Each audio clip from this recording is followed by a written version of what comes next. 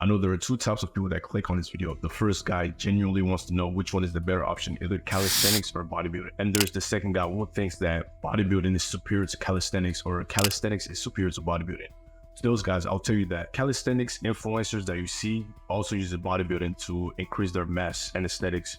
And bodybuilders also use calisthenics moves to also increase their mass and aesthetics. So they both need each other in a way. There are positives and negatives to both sides, which we'll be discussing in this video. Before I got into the gym and achieved the physique that most people call aesthetic or a Greek god physique, I was a skinny little kid. I was just a skinny bitch. I didn't have an option to go to the gym because I didn't make my own money, so I couldn't fucking pay for the gym. So I just started off at home doing calisthenics. So I would be doing those 15 minutes abs workout videos that you see on YouTube, and I built a decent amount of muscle with that, not gonna lie. I wasn't like big, I was still pretty fucking skinny, but I was just pretty shredded at like definition on my muscles, and people were taking notice of that. I remember when I would like get undressed in my locker room as a freshman, people would be like, oh my god, you have abs, bro, look at your back's so defined. And this was due to the fact that I would be doing like calisthenics at home. I would go to like a random park, start doing pull-ups, and those pull-ups pretty much develop my back and make them look aesthetic. But there was a big problem. I wasn't getting any bigger from doing calisthenics at home. It's like I hit a ceiling and I wasn't getting any more muscle till I got a gym membership, and that fucking changed everything, bro.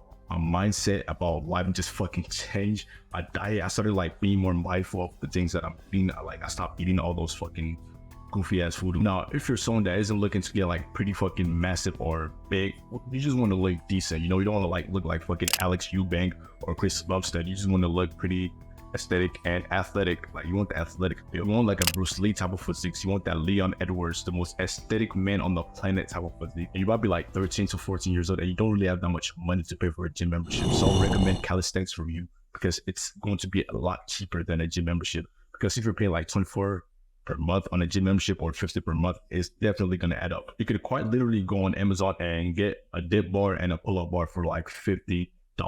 And with calisthenics, you're pretty much free to work out anywhere. You could just walk outside to a random park, like I mentioned earlier, which I used to do. Just do some pull-ups, do some dips without having to pay a single penny. And when you like pretty much master your body weight, calisthenics is just so fucking cool. There's so many tricks you can do with calisthenics. You can do the muscle up and all that stuff that you see people do on TikTok. You know that pocket stance that a lot of people struggle with? You could learn that as well. And that looks fucking amazing. And a lot of people are gonna think that you're cool. Now, here comes the negative side of calisthenics. Although you're going to build muscle with calisthenics, it's going to be a slow progress due to the fact that you're not progressively overloaded. Of course, you can increase your reps on pull-ups. You could add a bag to make it more harder for you to pull yourself up. You can control it. You can do slow reps. But at some point, it just won't be enough compared to if you're going to a gym and you're doing like a lat pull downs. You can always add more weight. Now, you might be thinking, what about those big guys that you see on YouTube, those calisthenics athletes that look pretty fucking huge and jacked?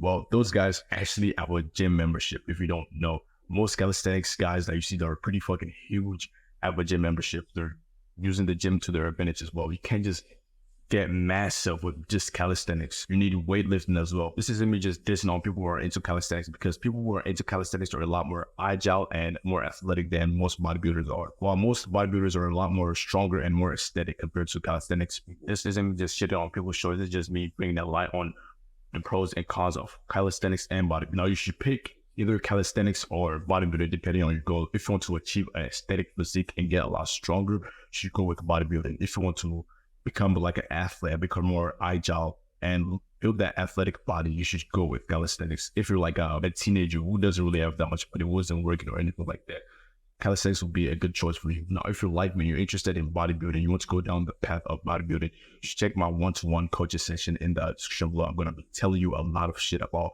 the things that I've learned that helped me build a physique in less than 2 years. I built like the aesthetic Greek god physique, the jacked physique. I'm going to take you through the plan that's going to put you on the fast track of building that jacked physique as soon as possible. And I've also included my free workout PDF in the description below for free.